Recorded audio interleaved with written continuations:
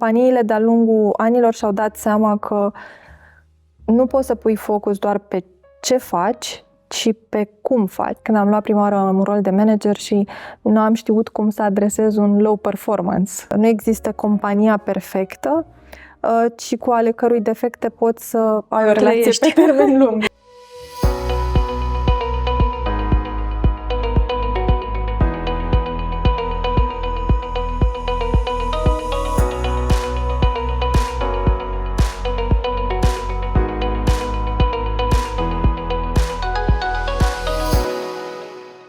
Bine ați venit la Heroes Podcast, un podcast dedicat celor care își doresc să exceleze în meseria de HR, dar și persoanelor care vor să înțeleagă piața muncii din România și trendurile profesionale.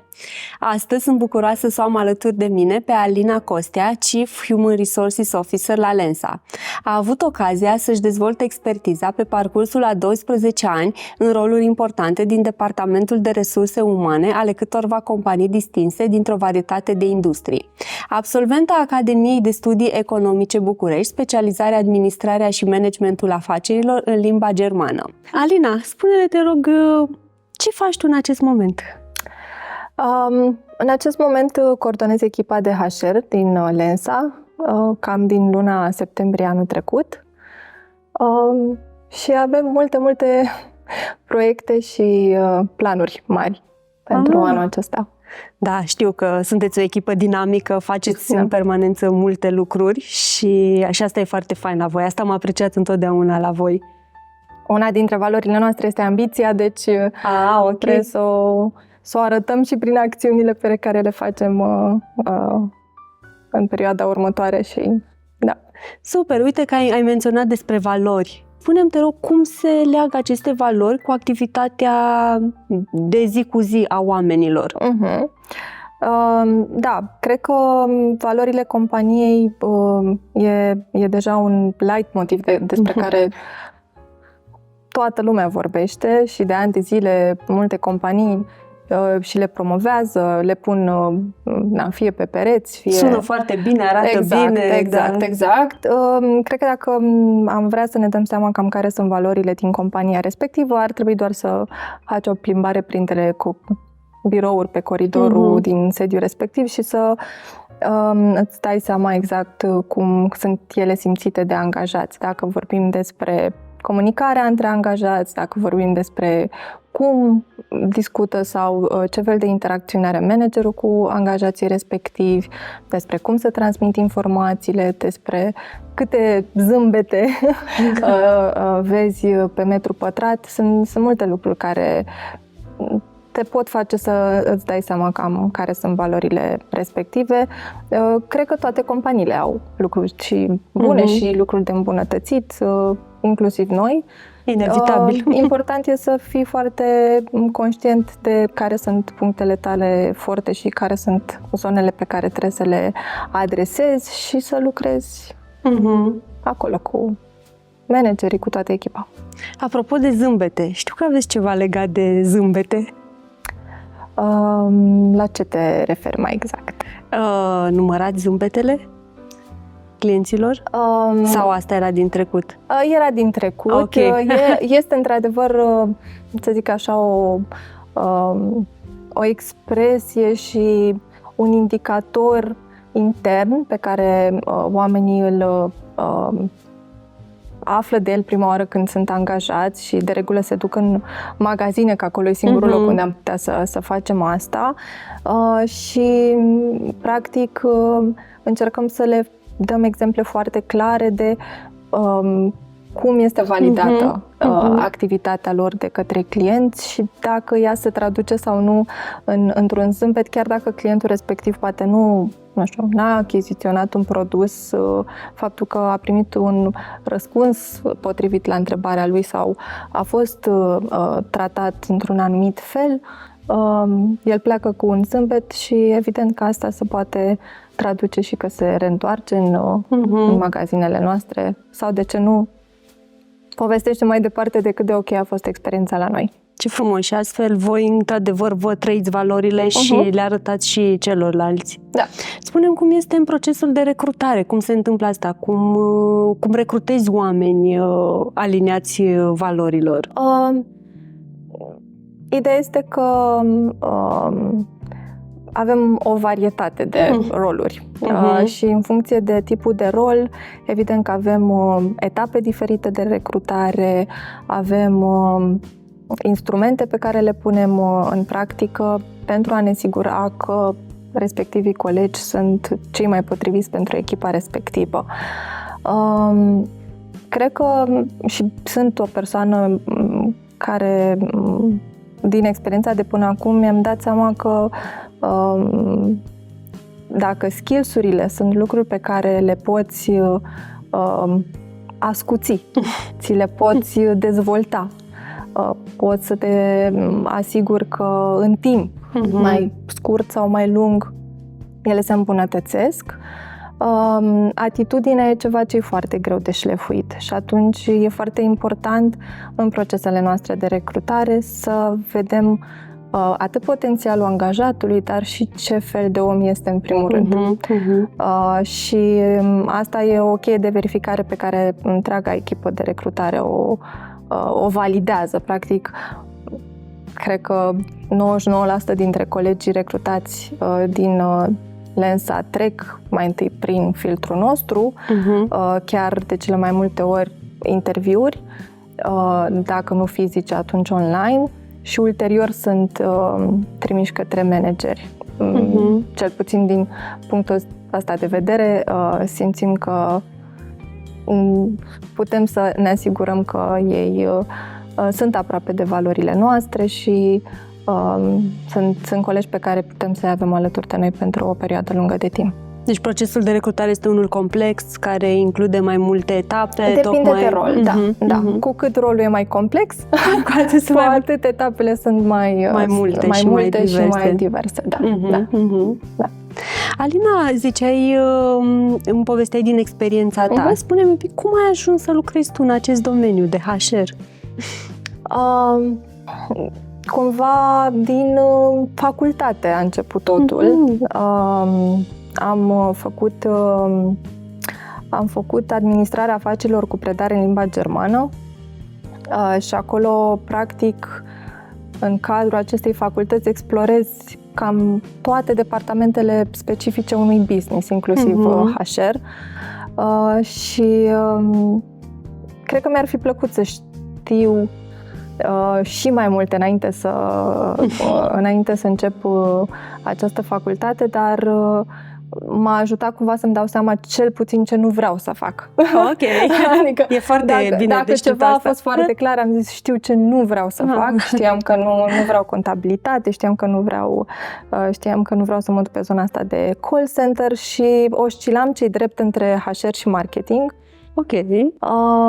Și a coincis momentul cu primul meu job, care a fost tot în HR.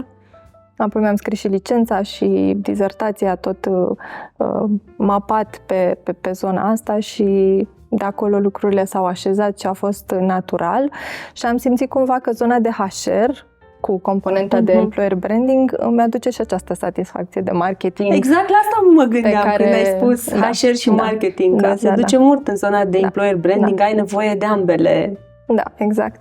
Și cele două îmbinate mi-au adus acea satisfacție de care aveam nevoie și de acolo drumul a fost foarte, foarte evident și am crescut de la an la an, fie prin cunoștințele pe care le acumulam, fie prin rolurile pe care le preluam, fie prin proiectele pe care le gestionam până în momentul de față. Da. Uite, poți să-mi dai un exemplu sau mai multe exemple? Ce ai făcut în zona asta de a crește de la an la an?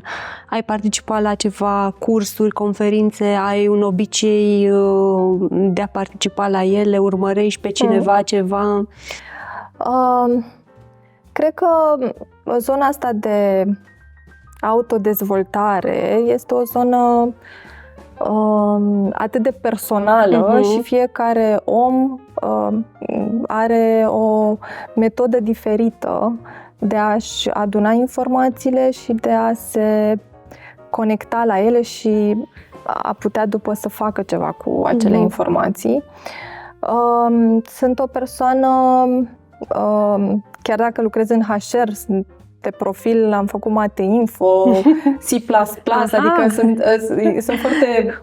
prietenă cu cifrele. Da, e un mix așa în tot ce e în mintea mea. Prin urmare, îmi place și să sintetizez foarte mult informațiile și de multe ori poate iau niște know-how dintr-un articol sau un podcast. Alte dăți poate, nu știu, citesc sau recitesc o carte. Particip la conferințe, recunosc că îmi plac mai mult anumite conferințe internaționale la care poate investești nu doar timp, ci și o zonă financiară ca să te și comituiești mai mult la acea experiență. Și cred că HR-ul în general are așa o datorie și o responsabilitate să-și adune informații de peste tot și de la toată lumea. Și cred că asta ești un exemplu pentru ceilalți pe tot ce înseamnă development și nu cred că putem să încetăm niciodată să ne dezvoltăm. Și atunci dacă you keep your mind open, că tot timpul sunt lucruri de învățat, tot timpul sunt lucruri noi, niciodată nu ai ajuns să știi tot, atunci cred că asta e cheia succesului. Și zi de zi, lună de lună, întâlnire de întâlnire, să fii tot timpul deschis să înveți lucruri noi.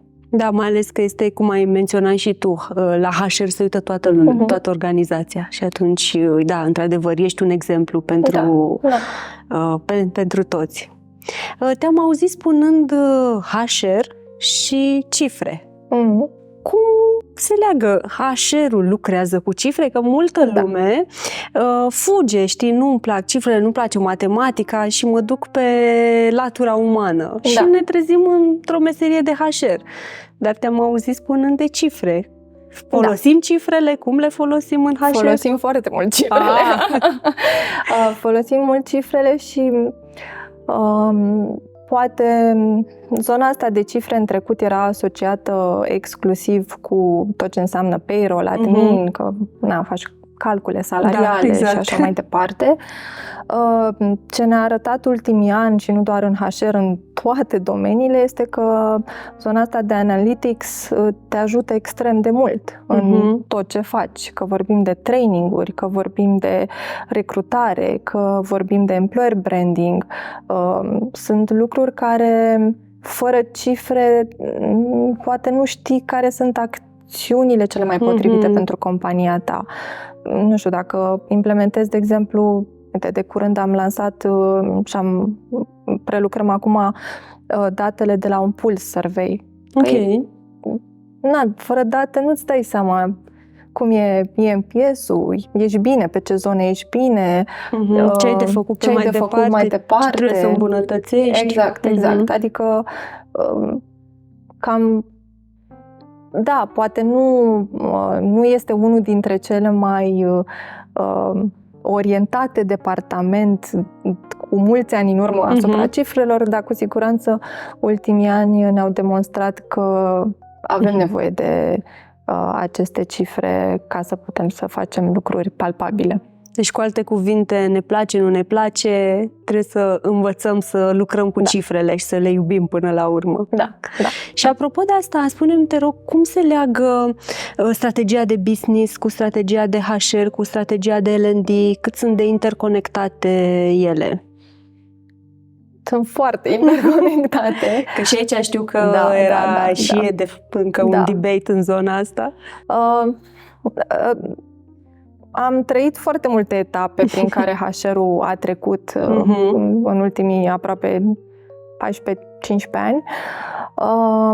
De la un departament pe care oamenii le asociau de cele mai multe ori cu pur payroll și admin, la un departament care a început să facă recrutare, apoi la un departament care hai că mai face niște traininguri și acum la un departament care în multe organizații a ajuns să fie la masa board-ului, pentru că companiile de-a lungul anilor și-au dat seama că nu poți să pui focus doar pe ce faci, ci pe cum faci. Și cumul, de cele mai multe ori, poate fi susținut și ajutat de HR, adică cum? Prin oameni.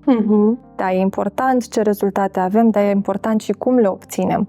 Cum se simt oamenii în procesul ăsta, cum se poartă managerii în obținerea rezultatelor. Și atunci... pentru că, de fapt, cumul este parcursul, este ceea ce face omul de zi cu zi. Și, până la urmă, e ce ai zis tu la început, cum trăiește valoarea, valorile companiei. Da.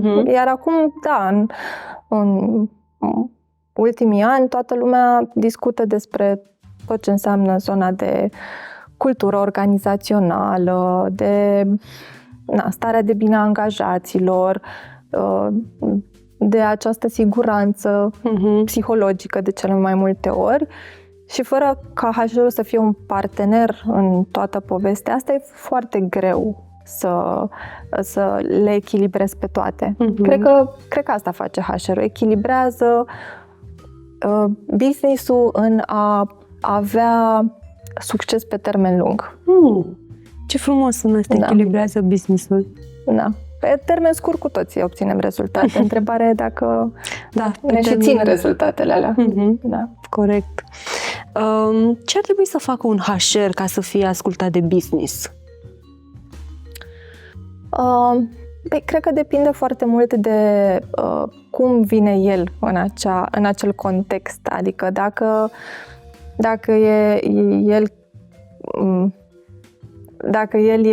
el crește odată cu compania, atunci are avantajul că are niște insight-uri pe care poate cineva din afara companiei nu le are și poate să aducă argumente mai potrivite. Poate să fie o persoană care vine din afara companiei și vine cu know-how și expertiză din alte zone.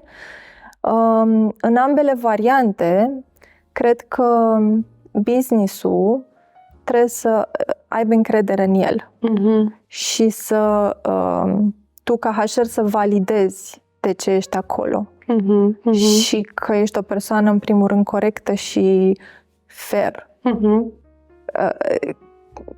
Cred că asta ar fi cheia succesului. Dacă oamenii au încredere în tine, dacă oamenii știu că tu ești fair, procesele pe care le pui în place, lucrurile pe care încerci să le schimbi, oamenii au încredere că le schimbi în favoarea business-ului și a oamenilor în același timp, pentru că tot despre echilibru vorbim, că și nu cred că e companie care să nu-și dorească să facă foarte multe lucruri, dar intervine business-ul și trebuie cumva găsit echilibru și atunci echilibrul acela sau momentul în care faci anumite lucruri trebuie foarte bine gândit și analizat. Care e contextul de piață, ce fac concurenții. Sunt foarte multe variabile de care HR-ul trebuie să țină cont și cred că zona asta de trust și de deci, până la urmă, și asta se și câștigă aducând și rezultate. Atunci când business-ul vede rezultate, clar crește trustul și e mult mai deschis. Da, și când oamenii simt, adică și când board-ul, dar în egală măsură și oamenii simt că acolo e un partener. De multe ori e nevoie poate doar să-i asculți și să le dai un sfat. Nu neapărat poți tu, ca HR, să le rezolvi respectiva provocare. Dar faptul că ești acolo și îi asculți, pentru ei contează foarte mult. Da, corect. Și de ce simplu și la îndemână ne este și de cele mai multe ori ne vine greu să facem treaba asta. Da. Alina, spune-i ce te-aș ruga acum să te întorci la începuturile tale și spune-mi un pic care au fost câteva greșeli pe care tu le-ai făcut de-a lungul experienței pe care o ai? Cred că prima greșeală care îmi vine acum în minte, pe care e natural să o facă oricine care este pentru prima oară manager, este că atunci când ești promovat pe un rol de manager, de cele mai multe ori, multe companii promovează acei high performer, adică tu ești exact, da, e un obicei. Da, ești un performer foarte bun individual. Sunt puține companii care au și niște mecanisme de a te forma, de a te evalua. Sau de a asesa potențialul tău de lider. Fie că, nu știu, anumite zile de dezvoltare prin care se măsoară chestia asta. Dar de cele mai multe ori ce ar trebui first time managerii să înțeleagă este că e normal să ai provocări. E datoria companiei, într-adevăr, să-ți ofere un cadru de învățare și să nu te arunce în apă, să zic, hai, descurcă-te. Dar, da, dacă e să-mi aduc aminte, cred că prima provocare, aș zice, și un lucru din care am învățat, a fost când am luat prima oară un rol de manager și nu am știut cum să adresez un low performance la un angajat. Mi-era așa... Eram stângace, nu făcusem lucrul ăsta. Nu-ți vine natural, nu te învață, n-ai avut contextul. Exact. Și dacă faci niște cursuri sau participi la niște workshop-uri, alta e când trăiești pentru prima oară diferită. O situație în care, ok, poate angajatul e ok așa ca om, dar nu performează. Ce faci? Cum o adresezi? Riști, pleacă, nu pleacă? Ce părere are despre tine? Cum se schimbă dinamica în echipă? Ai tot felul de gânduri care sunt absolut normale. Și greșeala a fost că mi-a luat foarte mult să adresez acel low performance. Mi-a fost foarte, foarte, foarte greu să fac asta. Dar asta e prima oară, după care îți intri în mână. Începutul e cel mai greu. Da.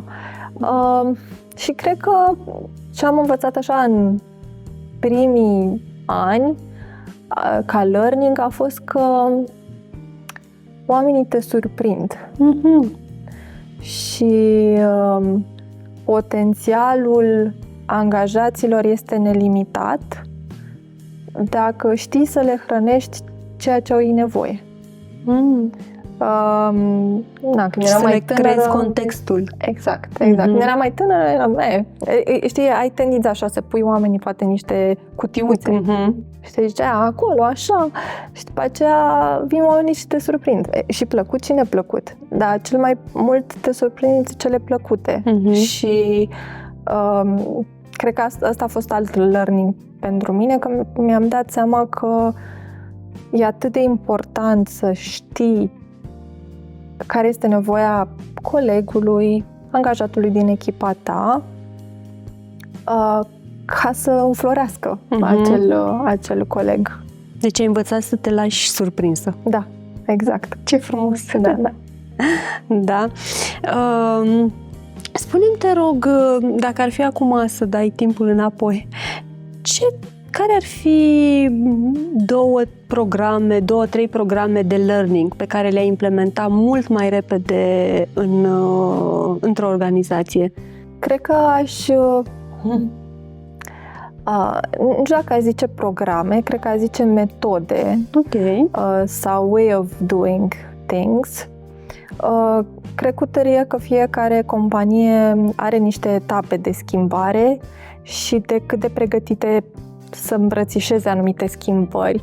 S-ar putea, dacă aș fi făcut niște lucruri prea devreme, ele să nu fi fost percepute și îmbrățișate atât de repede.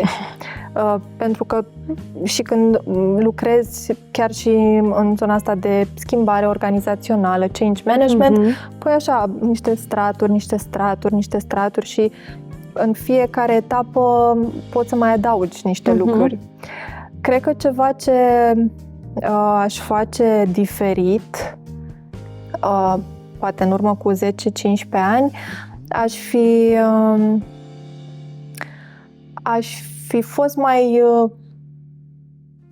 deschisă, mai rapid deschisă către a implementa traininguri, pastile de training mai pastile. scurte, mai concentrate și poate în unele cazuri în funcție de tematică chiar și online.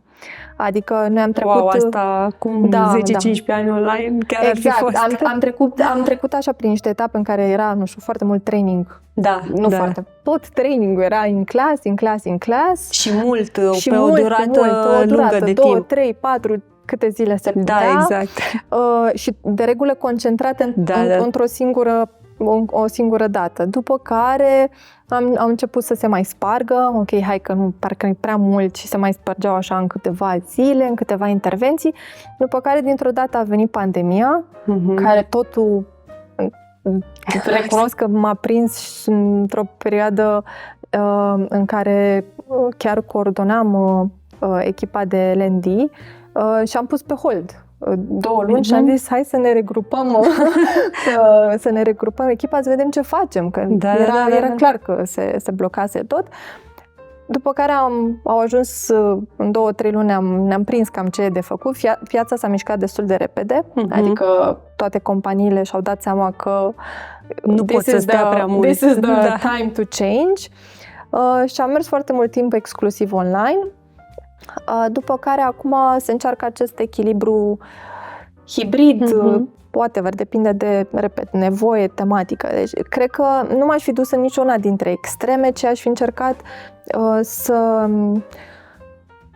să identific care erau zonele care nu necesitau neapărat traininguri lungi de câte 8 ore, 2-3 zile, ci poate niște pastile mai concentrate de învățare.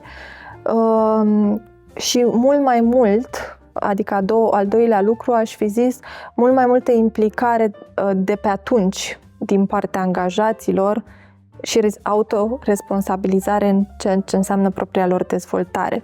Pentru că acum, nu știu, 10-15 ani, toată lumea aștepta să vină de la companie să gândească, să-mi dea HR-ul sau compania un training, să se întâmple ceva din partea companiei. Am avut chiar la un moment dat chiar o campanie legată de performance management care se numea Drive Your Own Career. Adică încercam să empower people, să își dea seama că și ei de la ei au putere de a-și influența cariera, de a-și influența parcursul lor în companie și la ce lucruri pot participa sau nu. Și cred că zona asta, al doilea lucru, asta l-aș fi făcut. Aș fi implicat mai mult oamenii, aș fi făcut poate mai multe intervenții de follow-up și mai multă practică. O perioadă de timp se concentra mult pe teorie. Cu mintea de acum, cu mulți ani în urmă, poate asta aș fi făcut diferit. Așa e, și trendul înainte așa era, pe teorie, hai să... Da. Practica era lăsată așa undeva la o parte. Da, și cumva... Nu știam să legăm teoria de practică. Exact. Și de multe ori se întâmpla chestia asta. Trimiteai un angajat la un curs, te așteptai să vină omul să fie perfect, și să facă lucrul ăla. Dar tu, compania, nu-i creai neapărat un context în care să aplice lucrurile respective. Nici el nu înțelegea foarte bine care e responsabilitatea și rolul lui în toată povestea asta și se întâmpla în unele cazuri să fail niște experiențe de genul. Da. Și asta vezi tu acum ca și schimbare post-pandemie. Vezi că angajații sunt mult mai aware de ce au ei de îmbunătățit, de zonele pe care le-au de dezvoltat și vin și ei înspre organizația din care fac parte. Nu știu dacă toți sunt aware de care sunt zonele de îmbunătățit, dar cu siguranță ultimii ani de pandemie au adus o aplicare mai mare asupra propriei dezvoltări. Fie că au devenit mai responsabili și participau la cursurile respective, chiar dacă poate cu un an în urmă se anulau nu știu câte cursuri care erau cu recurență. fie se înscriau online în pandemie la tot felul de traininguri și cursuri. Au descoperit poate o zonă pe care nu o exploatau în mod normal. Și da, există o aplicare mai mare, dar cred că și aplicarea asta trebuie puțin canalizată de către manager, adică managerul în continuare joacă un rol mega important prin feedback-urile pe care le oferă angajatului, el ar trebui să fie constante, nu o dată pe an, la evaluare și să-l poată ajuta în dezvoltarea sa. Să-l poată direcționa și să-l susțină până la urmă. Exact, da. Ai menționat de cultura organizațională de pandemie și de pandemie. Da. Ce vezi tu? S-a schimbat cultura organizațională într-o companie în urma pandemiei? În ce fel s-a schimbat? Nu eram în Lensa în momentul respectiv. Știu din feedback-urile pe care le-am primit de la colegi că în urma pandemiei și în continuare e o dorință foarte mare ca oamenii să se reconecteze, să le creăm ca și organizație contexte în care să se conecteze cu alți colegi, fie din același departament, fie din alte departamente. Cred că a challenge-uit pandemia foarte mult companiile, mai ales cele care au trebuit dintr-o dată să lucreze poate fully de acasă. A challenge-uit puțin zona asta de trust și de exact. Da, cât de și de conectare. Da. Oricum, bine, voi având și magazine în toată țara, oricum aveți provocarea aceasta de a vă conecta cu colegii care nu sunt zi de zi. Da, nu e ușor, evident. Avem tot felul de instrumente pe care le folosim.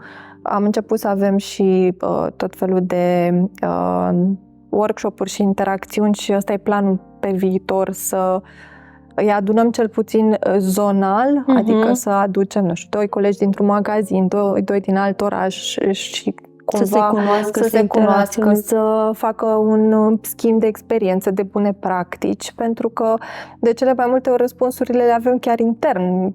Trebuie doar să găsim niște contexte în care să share-uim ce face fiecare bine, că cu siguranță răspunsurile sunt acolo.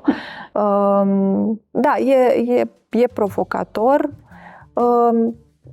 Pe de altă parte, lumea e foarte conștientă că geografic e foarte greu să organizezi poate o întâlnire cu toată lumea sau alte forme de interacțiune naționale. Cum vezi tu zona de recrutare acum post-pandemie? S-a schimbat cât ne influențează, oamenii își doresc mai mult work from home, devine mai complicat pentru o organizație să recruteze? Cred că am văzut vizibil o schimbare, chiar am trăit-o de câteva ori. Am observat că candidații sunt mult mai interesați prin întrebările pe care le adresează la interviu despre cum e mediul de lucru, cum sunt colegii, care sunt așteptările managerului de la persoana respectivă. Sunt mult mai interesați de ce înseamnă cultura unei companii decât o făceau înainte. Adică nu asta înseamnă că salariul sau beneficiile nu joacă un rol important, dar mediul de lucru începe să devină un factor extrem de important și decizional pentru ei. Și cumva interviul este bidirecțional, adică și candidatul este curios, pune întrebări, înainte mai mult angajatorul făcea treaba asta. Da, exact. Ceea ce mi se pare fain să te intereseze care e mediul în care urmează să lucrezi și asta ajută să și, se elimine poate zona de early fluctuation, oamenii care pleacă în primele 3 sau 6 luni, pentru că nu se pot adapta mediului de lucru sau culturii respective. Și atunci, cu cât și tu ca angajat îți iei mai multe informații din interviu, cu atât vei avea mai multe șanse să te integrezi mai repede. Și să-ți găsești exact locul în care să performezi și să te simți bine. Exact. Că până la urmă, cred că fiecare om asta își dorește. Da. Nu cred că vrea să meargă cineva la un loc de muncă, să nu aibă rezultate și să nu se simtă bine. Nu cred. Da, așa. Da. Foarte faină direcția asta nouă pe care a dus-o pandemia. Da, și într-adevăr, din ce văd eu, este că un interviu, până la urmă, și unul și altul, și angajatorul și angajatul, trebuie să vadă dacă sunt pe aceeași lungime de undă, dacă pot să lucreze împreună, pentru că degeaba ne vindem frumos, fie angajatul, fie angajatorul, că realitatea oricum o să iasă la scurt timp la iveală. Da. Și e păcat. Adică poate, nu știu, angajatul are alte oferte pe masă care îi se potriveau mai bine și la fel și angajatorul poate avea în pipeline alt candidat. Ar trebui interviul să fie o oportunitate sinceră în care să se cunoască unul pe celălalt, compania și candidatul, și să vadă dacă împreună pot avea o relație pe termen mediu și lung. Da, și așa e, cum spui tu, să pună lucrurile pe masă așa cum sunt, sincer, fără să le îmbrăcăm și unii și alții să vindem, că până la urmă nu e o vânzare, hai să vedem, realitatea asta este. Putem să lucrăm împreună sau nu, pentru că nu e nicio supărare, cum ai zis tu, și de cele mai multe ori, adică în toate cazurile există, și tu ca angajat ai mai multe oferte în spate și tu ca angajator ai mai mulți candidați, adică... Da, asta am observat și eu, trendul acesta. Oamenii sunt mult mai interesați în a-și găsi locul acolo unde cu adevărat se simt bine. Și asta mă duce cu gândul că și productivitatea într-o organizație va crește. Ar trebui să fie direct proporțională cu starea de bine a angajatului și cât de repede s-a integrat în echipă și cât de repede livrează rezultate. Da, și satisfacția că, exact ce zici tu, poate toată lumea în unele momente te gândești, dar uite, rezultatele că sunt obținute pentru companie, satisfacția pe care o ai tu ca angajat, că ai obținut rezultatele respective, procesul de învățare, faptul că ai trecut prin ele și ți-ai dobândit cunoștințe noi pe care ulterior poți să le folosești oriunde, e ceva ce nimeni nu poate să-ți ia. Și cred că e important să fim din ce în ce mai aware de unde ne ducem, cu cine urmează să lucrăm, care sunt așteptările. Da, foarte fain asta. Ai spus că le luăm oriunde și le putem folosi oriunde. Am văzut foarte multe situații când în viața personală aplici din informațiile pe care le-ai dobândit la un curs sau la locul de muncă. Da. Și viceversa. Da, chiar de curând am fost la un workshop și am povestit de niște lucruri și era un coleg care a zis: asta o să mă gândesc să fac și eu cu soțul meu, adică cu soția mea. Deci era evident că sunt niște aha-uri pe care le ai cu tine în viața personală, în viața de zi cu zi, outside work.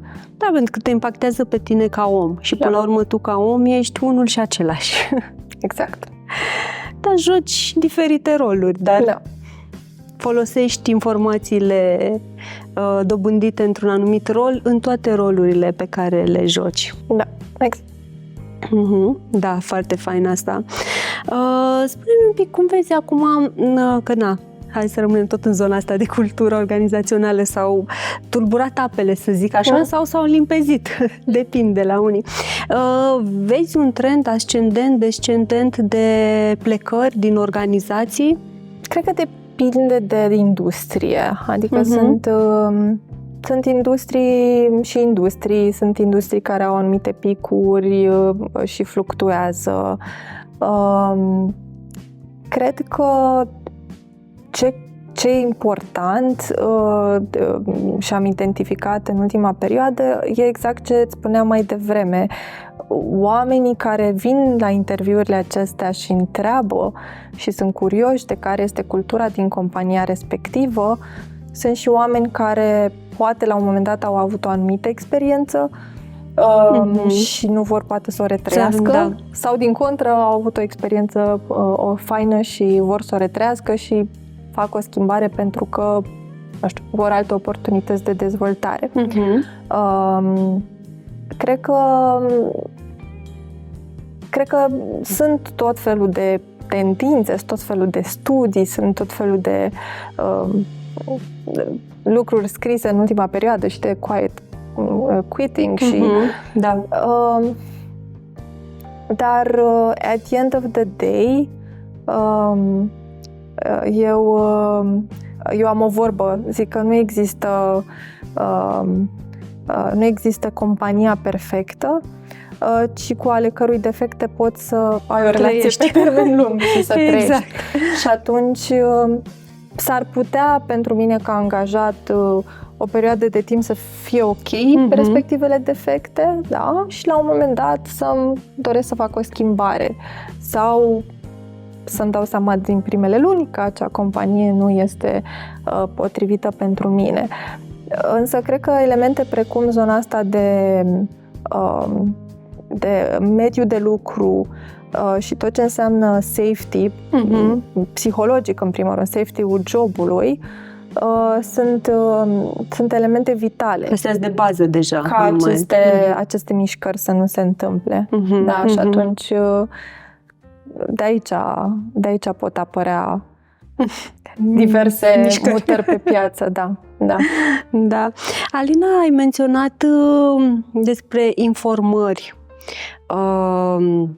Ce surse recomanzi pentru HR, pentru tinerii HR sau oamenii care vor să se mai dezvolte în zona asta de HR?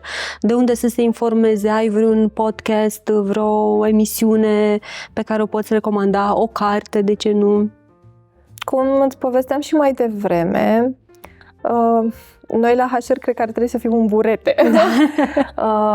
Și urmăresc, zic sincer, e ca la haine, ca la tendințele din haine. Nu știu, am avut perioade în care îl urmăream super mult pe Simon Sinek, am avut perioade, adică sunt perioade și perioade, sau sunt perioade în care, nu știu, acum recitesc cartea Puterea prezentului, am citit-o acum 5 sau 6 ani, adică depinde foarte mult de etapa în care te afli.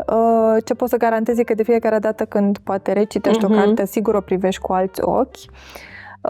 Și mi se pare că varietatea, tipologiile de oameni pe care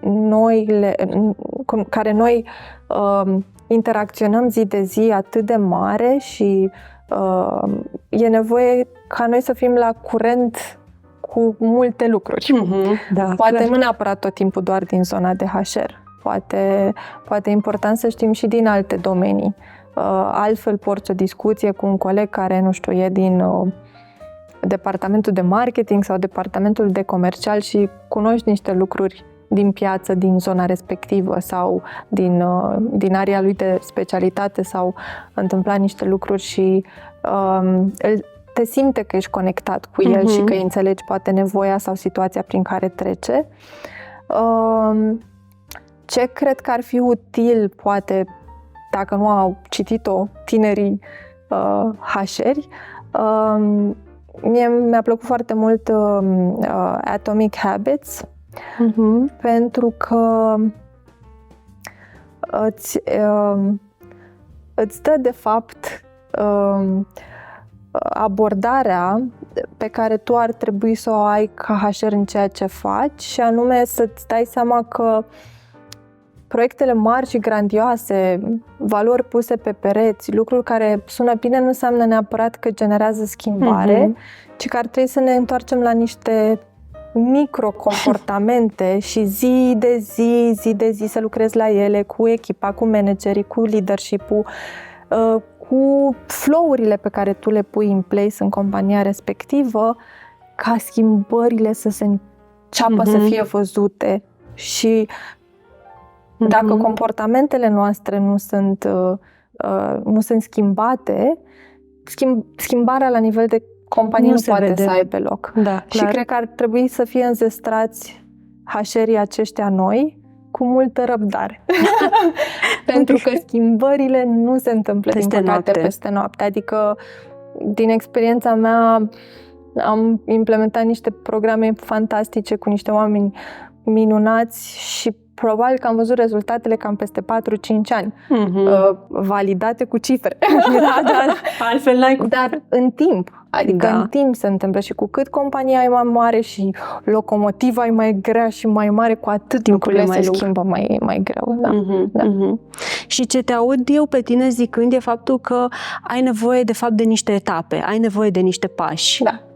Și de fapt când începi să gândești un proiect, să-ți aloci o perioadă mai lungă de timp și să-ți etapizezi și să ai niște rezultate clare după fiecare etapă pe care să le poți măsura și să vezi cum mergi de fapt în sistemul agile. Exact. Doar că asta, rezultatele acelea să fie rezultatele pe care le pui pe hârtie să fie realiste. Și cumva să-ți dai seama că the end objective care e pe aici s-ar putea să-ți ia 2, 3, nu știu câți ani, depinde de companie și la fel cât de pregătită și deschisă e ea la schimbare. Și da, ne place sau nu să recunoaștem, schimbările sunt foarte mult influențate și de tot ce înseamnă top management și de mediul extern. Da. Și s-ar putea să fie nevoie ca anumite etape să le regândești de faza inițială, pentru că în funcție de rezultate, în funcție de ce s-a întâmplat în extern, îți dai seama că nu se mai potrivește. Da. Și atunci acum asta știi, mă duce de fapt cu gândul că ai nevoie de oameni capabili sau deschiși la schimbare și adaptabili. Și foarte rezilienți. Da, că e un subiect la modă acum. Am avut momente în care am și plâns în echipe și începusem un proiect și s-a schimbat și s-au mai întâmplat. Adică când pui suflet, e provocator. Și îl simți foarte personal, e proiectul tău. E proiectul tău, doar că cu timpul și cu maturitatea profesională îți dai seama că degeaba ții cu dinții la un proiect care e al tău, care ți-ai pus sufletul, l-ai construit end-to-end, dacă el 6 luni mai târziu nu mai se pliază pe nevoile business-ului. Și trebuie să-l adaptezi. Poate schimbi la el 20%, poate trebuie să schimbi 60%. Da, se întâmplă. Da.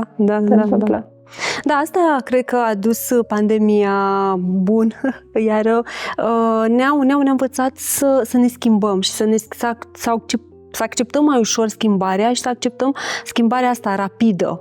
Să nu mai stai că trebuie să se termine proiectul ca să ajung la rezultate și să văd ce am de făcut. Acum etapizăm mult mai ușor, mult mai rapid și suntem capabili să luăm lucrurile din mers și să le îmbunătățim din mers. Dacă îmi spuneai înainte de pandemie că în 3 luni o să digitalizăm 5 flow-uri și o să punem în online academii de leadership, aș fi zis imposibil. Ani de zile trebuie, nu? Ani de zile, nu. Da, a făcut asta pandemia, a grăbit procese, a prioritizat anumite proiecte, poate care erau mai jos, așa, în lista de priorități, le-a adus mai sus, pentru că era nevoie. Trebuia să angajezi oameni, trebuia să faci lucrurile să se întâmple și... Da, s-au reașezat, de fapt. Ne-am dat seama că avem alte priorități, alte nevoi. Da, și că putem să lucrăm și în alte feluri. Da. Corect. Alina, știu că ești mamă. Acum, așa, de final, o întrebare ca de la mamă la mamă și pentru alte mame.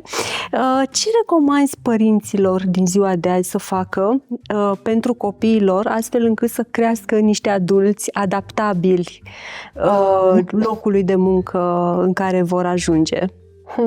Bună întrebare.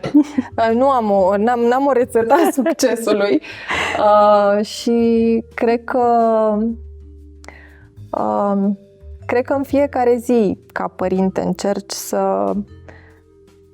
să-i prezinți copilului cea mai bună versiune a ta. Nu înseamnă că ți iese tot timpul și e ok să fie asta.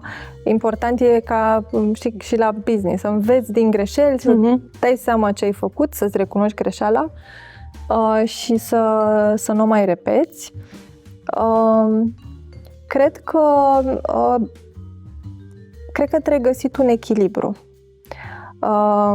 Stilurile de parenting sunt atât de diferite și ok să fie diferite, pentru că părinții sunt diferiți, copiii sunt diferiți, sunt într-adevăr extrem de multe informații în ultimii ani. Da.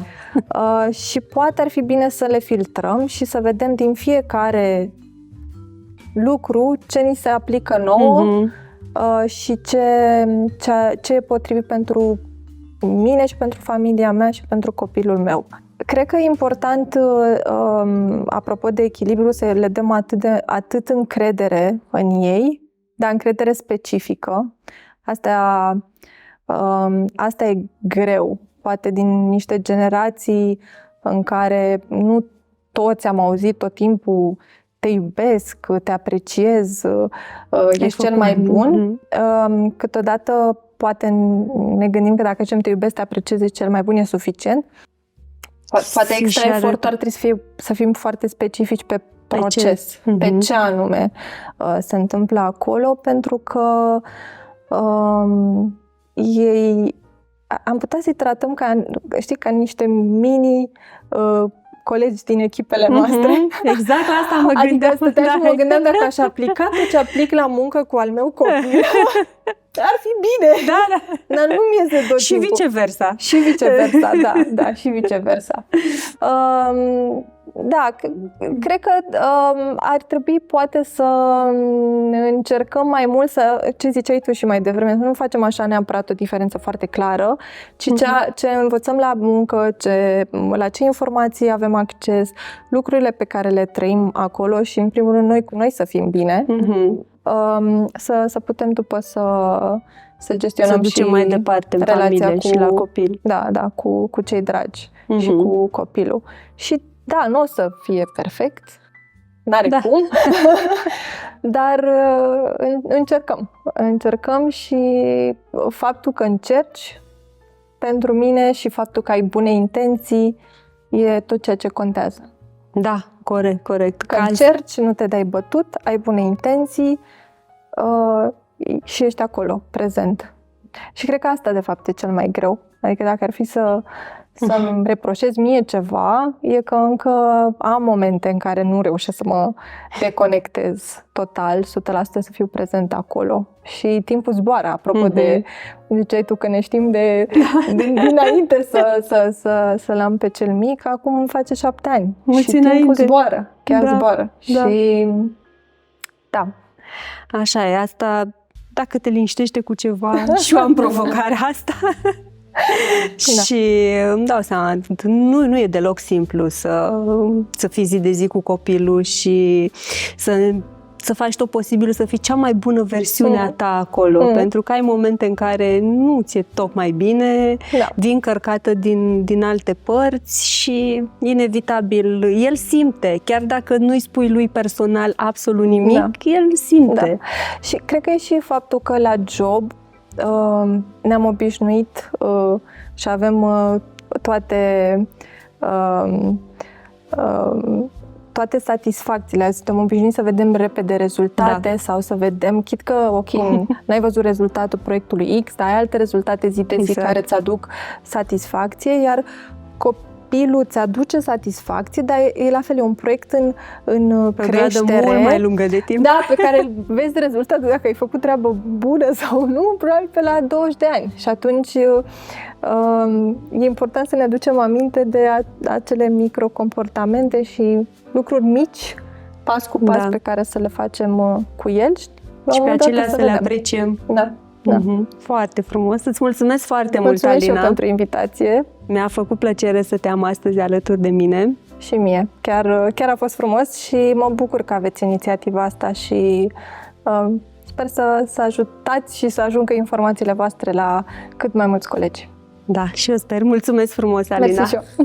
Dacă v-a plăcut episodul de astăzi și ați găsit informații utile și interesante, nu uitați să dați like, share și subscribe canalului nostru de YouTube Eucom Business Language, pentru că vor urma și alte discuții captivante.